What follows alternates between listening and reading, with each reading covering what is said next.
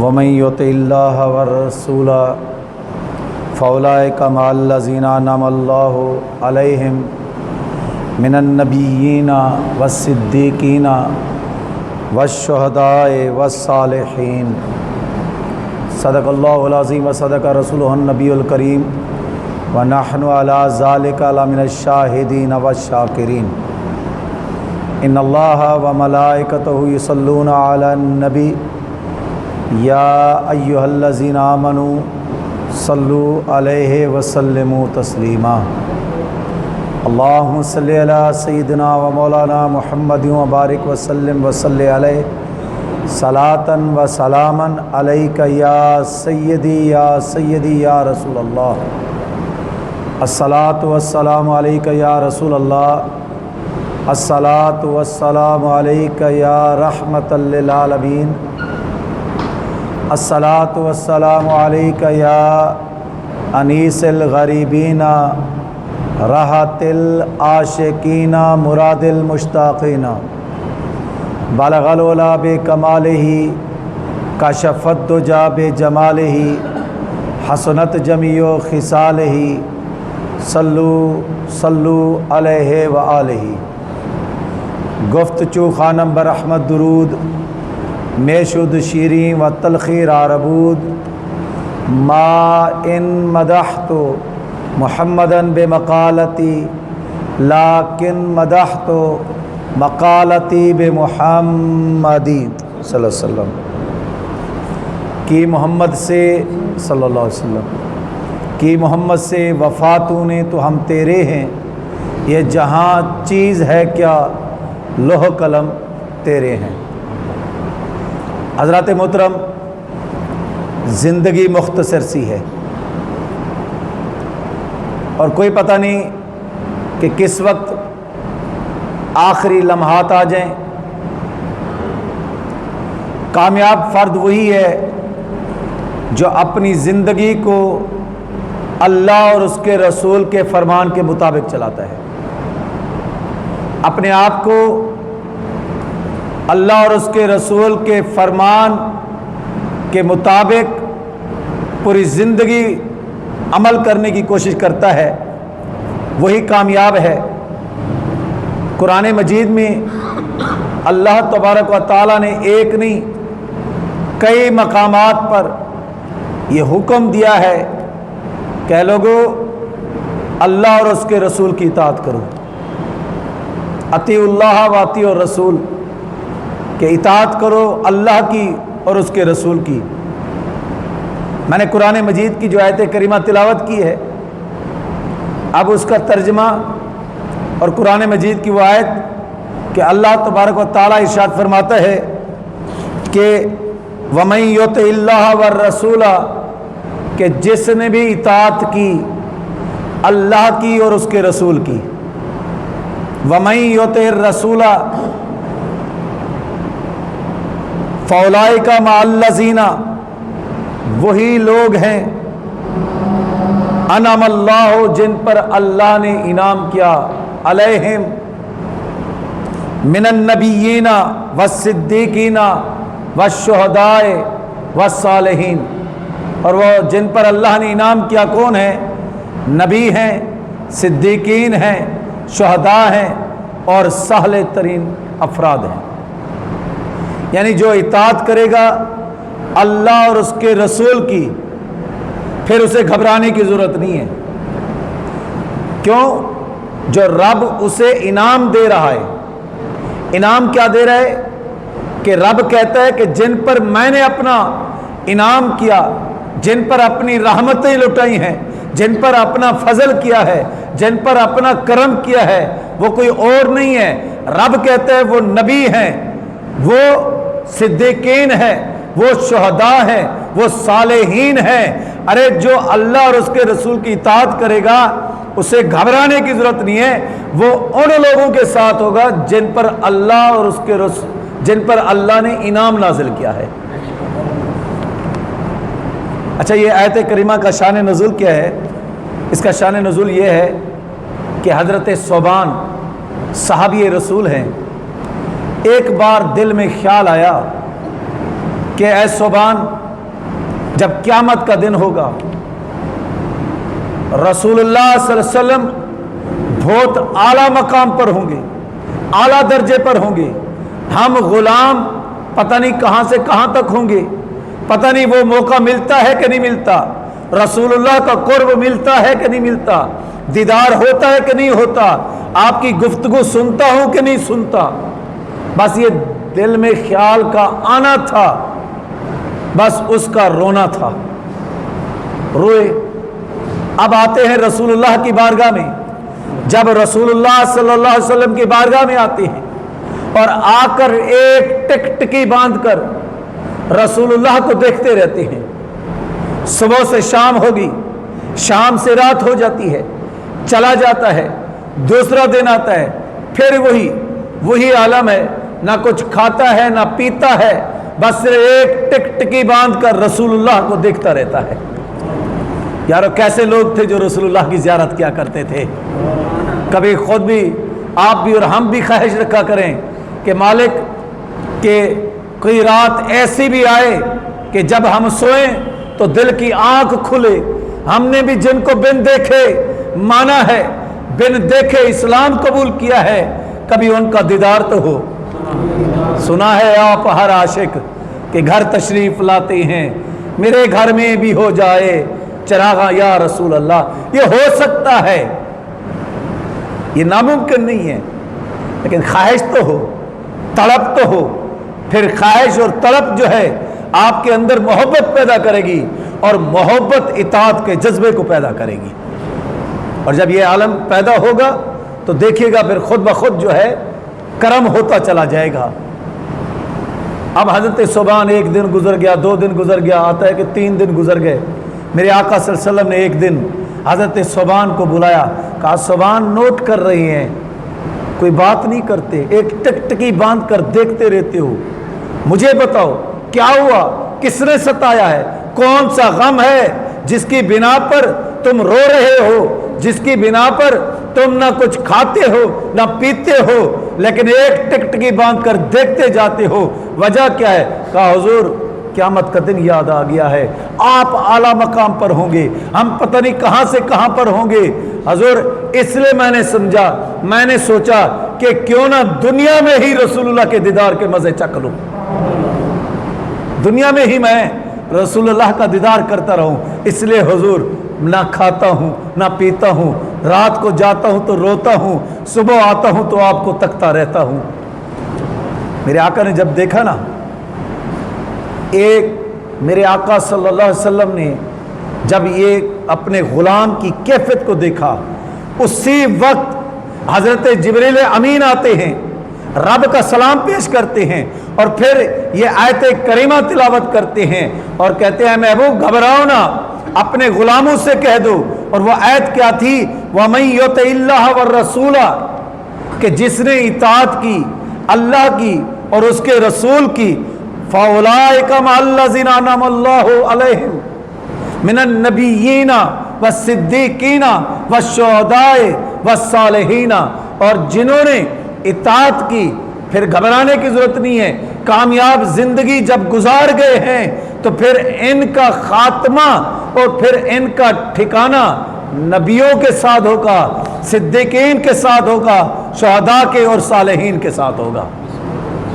اب ذرا آپ اندازہ لگائیں کہ جو اللہ تعالیٰ بہت دیا جو اطاعت کر لیتا ہے اللہ اور اس کے رسول کی، اچھا مجھے بتائیں جو نبیوں کے ساتھ ہو اس کا مقام کیا ہوگا، جو صدیقین کے ساتھ ہو اس کا مقام کیا ہوگا، جو شہداء جس کے بارے میں رب کہتا ہے کہ شہید زندہ ہے، وَلَا تَقُولُوا لِمَن يُقْتَلُ فِي سَبِيلِ اللَّهِ أَمْوَاتًا بَلْ أَحْيَاءٌ وَلَٰكِن لَّا تَشْعُرُونَ، جو اللہ کے راستے میں مارا جائے اسے مردہ مت کہو بلکہ زندہ ہے۔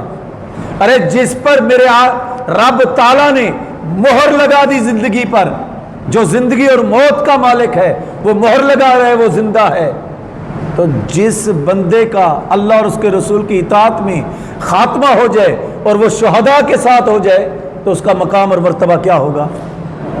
جو صالحین اولیاء اللہ کے ساتھ ہو، کہ جس کے بارے میں رب کہتا ہے الا ان اولیاء اللہ لا خوف अलैहिम वला हुम यहज़नून, जिनके बारे में रब ताला ये कह दे उनके साथ उसका मकाम और मर्तबा क्या होगा। तो ये तो वो है कि जो इताअत करते हैं उनका मकाम और मर्तबा ये होगा, और जो इताअत ना करें। अब देखें एक और आयत करीमा, कुल अतीउल्लाह वर रसूला, ऐ महबूब अपने चाहने वालों से कह दे जो तेरे नाम पर मर मिटते हैं, जो तुझसे मोहब्बत करते हैं, देखे हुए या अनदेखे। हमने बगैर देखे इस्लाम कबूल किया है, बगैर देखे रसूलुल्लाह से मोहब्बत करते हैं। भाई जब बगैर देखे मोहब्बत करते हैं तो रब कहता है कुल, ऐ महबूब अपने चाहने वालों से कह दे, अपने नाम पर मर मिटने वालों से कह दे कि अतीउल्लाह व रसूला, के इताअत करो अल्लाह और उसके रसूल की। और फिर आगे फरमाया फाइन तवल्लौ फ़इन्नल्लाह, जो इससे फिर जाए, यानी इताअत ना करे, रसूलुल्लाह की पैरवी ना करे, रसूलुल्लाह की बातों को तस्लीम ना करे, बातों को तस्लीम करे लेकिन अमल ना करे, तो फिर रब क्या कहता है फ़इन्नल्लाह ला युहिब्बुल काफिरीन, फिर अल्लाह भी काफिरों को पसंद नहीं करता। अब पता ये चला कि जो अल्लाह और उसके रसूल की इताअत करता है वो मुसलमान है, वो मोमिन है, वो सही मानों में मोहब्बत करने वाला है। जो अल्लाह और उसके रसूल की इताअत नहीं करता, ये काफिरों का तरीका है, मुसलमानों का तरीका नहीं है। मुसलमानों का तरीका क्या है कि कुछ हो जाए उसने अल्लाह और उसके रसूल की इताअत करनी है, रसूलुल्लाह से मुंह नहीं बोलना, रसूलुल्लाह की बातों पर इनकार नहीं करना। आपको जब पता चल जाए कि ये रसूलुल्लाह की सुन्नत है, ये रसूलुल्लाह का अमल है, तो फिर मोहब्बत करने वाला फिर कोई और अमल नहीं करता, वो अपने महबूब की बात पर सरेखम तस्लीम करता चला जाता है। देखे सहाबी रसूल है, सोना पहना हुआ है, अंगूठी सोने की अंगूठी पहनी हुई है, मेरे आका करीब से देखा सोना पहना हुआ है, आपने उस अंगूठी को ऐसे उतारा और फेंक दिया, हुजूर सल्लल्लाहु अलैहि वसल्लम चले गए। अब वो सहाबी भी जाने लगा, साथ वाला एक और सहाबी, उसने कहा यार वो जो अंगूठी सोने की है इसे उठा ले और उठाकर इसे बेच दे। तो उस सहाबी रसूल जिसकी अंगूठी थी, सुनिए क्या कहता है, कहा नहीं मैं कभी नहीं उठाऊंगा। कहा क्यों नहीं उठाएगा? फरमाया जिस चीज को रसूलुल्लाह ना पसंद करें, जिस चीज को रसूलुल्लाह गिरा दें, उससे मैं कभी भी नहीं उठाऊंगा। इताअत का आलम तो देखें, मैं उठा भी तो सकता था लेकिन नहीं, इताअत का ये आलम है, जिस चीज को रसूलुल्लाह ने ना पसंद किया है मैंने भी उसे ना पसंद करना है। आज यकीन जानेगा हम इताअत से दूर हो गए, यही वजह है कि नाकामी और नामुरादी हमारा मुकद्दर बनती चली जा रही है। इताअत से दूर हो गए, नाकामी के अंदर हम पड़ गए हैं। अब इताअत का जज्बा देखना हो, सहाबा कराम से देखो। अब देखें एक सहाबी है जिसका नाम है हजरत साद रज़ियल्लाहु ताला अन्हु, नमाज पढ़ रहे हैं। अच्छा, नमाज इबादत किसकी है? अल्लाह की है। नमाज पढ़ रहे हैं, नमाज पढ़ते हुए मेरे आका सल्लल्लाहु अलैहि वसल्लम आवाज लगाते हैं, साद इधर आ। हजरत साद तो नमाज पढ़ रहे हैं ना, फिर आवाज लगाई, साद इधर आ। उन्होंने नमाज को तेज तेज अदा करना शुरू किया। मेरे आका फिर आवाज लगाते हैं, साद इधर आओ।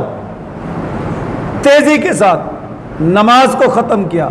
नमाज को खत्म करने के बाद रसूलुल्लाह की बारगाह में आते हैं। मेरे आका पहला सवाल ये करते हैं, ऐ साद तुझे आवाजें लगा रहा था, इतनी देर क्यों कर दी? हजरत साद क्या कहते हैं?